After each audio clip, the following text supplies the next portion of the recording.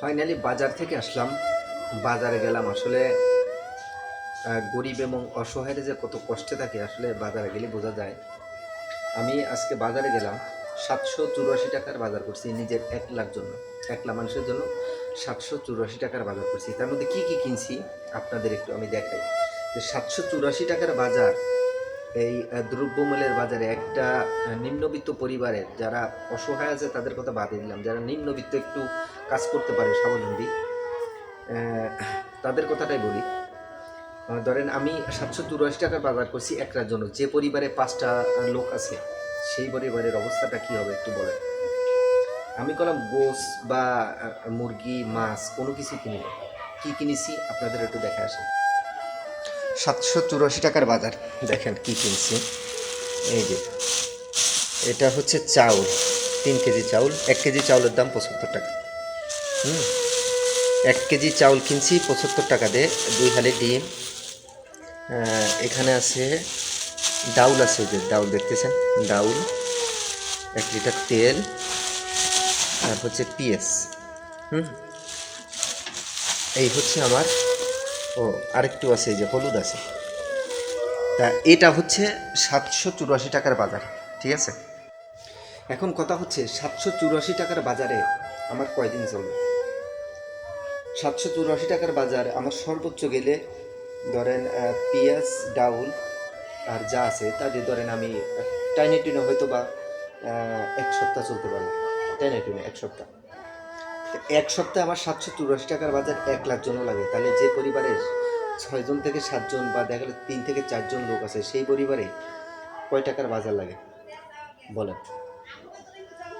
প্রতিদিন অন্তত কম করে হলেও আমার যদি 1 সপ্তাহ যায় তাদের যাবে একদিন হিসেবে, যেটা বলে 1 দিন থেকে 2 দিন হয়তো 784 টাকার বাজারে যাবে। তাহলে এই লোকটার মাসে ইনকাম কত করা? এই লোকটা কিভাবে চলবে? সে কি চুরি করবে না ডাকাতি করবে? কিন্তু তারপরেও আল্লাহর একটা রহমত আছে যে যে তারা কলম খেয়ে না খেয়ে যেভাবে হোক তারা দিন পার করে। তা আমার কথা হচ্ছে ফাইনালি যে এই দ্রব্যমূল্যের বাজার, এই দ্রব্যমূল্যের নিম্ন দামটা কবে হবে? কবে একটু সাধারণ মানুষ তারা এই কম টাকার বাজার 200-300 টাকা নিয়ে বাজারে গেলে যে ব্যাগ ভর্তি বাজার কবে পাবে? আমার মনে হয় না এই বাংলাদেশে আর কোনোদিনও এই দ্রব্যমূল্যের দাম নিম্ন আকারে কমবে বলে আমার মনে হয় না। বাংলাদেশে এমন একটা জায়গা যেখানে মনে করেন একবার যে জিনিসের দাম বেড়ে যায় সে জিনিস আর কখনো দাম কমে না। তো আমার কথা হচ্ছে ফাইনালি যে এই যে দ্রব্যমূল্যের বাজার, আমি 784 টাকার বাজার কিনলাম, আমার তো এখন মাথা ঘুরাইতেছে। আমার পকেটে 1 টাকাও নেই। আমার তো 3-4টা লোক আছে, আমার স্ত্রী আছে, আমার বাচ্চারা আছে, তাদের তাদের যে খরচ, এই খরচটা তো আমার চালাতে হয়। তাহলে আমার কত টাকা ইনকাম করা লাগবে? সেক্ষেত্রে আমার কী করতে হবে? আমি তো পারবো না ঘুষ খাইতে, আমি তো পারবো না কারোর ছিনতাই করতে, রাজধানী করতে। কি করে চলবো আমরা? এর জবাবটা কে দিবে? এর জন্য দায়ী কারা? এর জন্য দায়ী কি আমরা, নাকি এর জন্য দায়ী এই দেশ যে চালাচ্ছে তার? আমার কথা হচ্ছে আপনি উন্নতি করেন, যাই করেন, সমস্যা নেই, কিন্তু আমার কথা হচ্ছে আপনি যে বাজারে যে নিম্ন যে জিনিসটা ডাউল, সেই ডাউলও মনে করেন 1 পোয়া ডাউল কিনতে হয় 35 টাকা দিয়ে। তাহলে 1 কেজি ডাউলের দাম কত পড়ে? মানুষগুলো কিভাবে চলবে বলেন তো? যারা ঘুষ খায়, সুদ খায়, যারা রাহাজানি করে, ছিনতাই করে, যারা মনে করেন কোটি কোটি টাকা ব্যাংকে ফালায় রাখছে, তাদের তো কোনো নাই, হুঁশ নাই। তারা তো মনে করেন যে কোনোভাবে চলতেছে। তাহলে একজন রিক্সাওয়ালা বা একজন দিনমজুর এরা কিভাবে চলবে? এগুলো বলার মতো আসলে কেউ নাই, এগুলো দেখার মতো কেউ নেই। এটাই হচ্ছে আমাদের বাংলাদেশ। আসলে আমরা কখনো এগুলোকে আমরা চেঞ্জ করতে পারবো না, আমাদের দ্বারা সম্ভব না।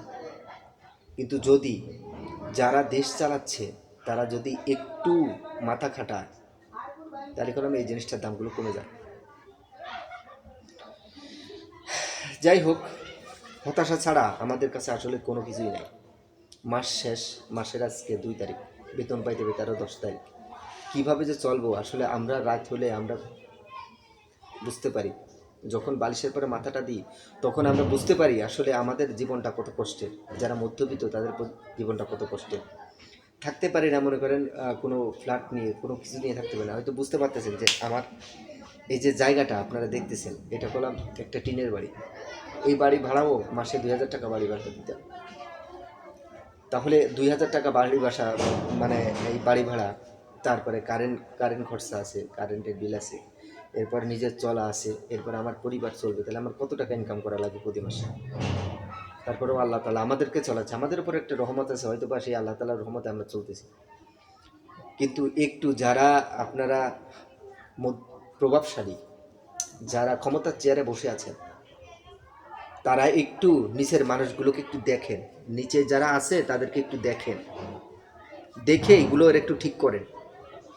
মানুষ আর কত অসহায়ের মতো রাস্তায় রাস্তায় ঘুরবে। আপনাদের চোখে কি পড়ে না? না আপনাদের চোখে কি জমে গেছে?